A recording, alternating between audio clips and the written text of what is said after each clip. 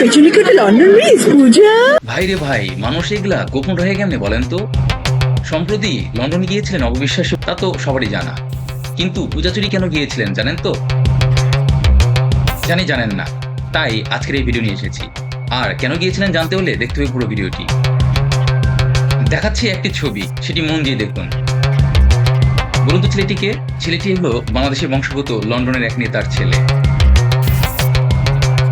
কিন্তু তার সাথে পূজাচুরির লেনদেন কি? লেনদেন তো অবশ্যই আছে, এবং পুরোটাই আছে। মাস 6 আগে এই ছেলেটি এসেছিল বাংলাদেশে, এবং সেখানেই পরিচয় এই ছেলেটির আর পূজাচুরির।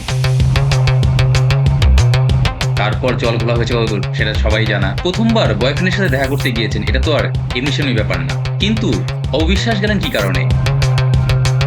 মূলত যাওয়ার কথা ছিল অবিশ্বাস এবং তার বান্ধবীদের, আর এই চান্সটা মিস করেনি পূজাচুরিও। একসাথে দুই কাজ।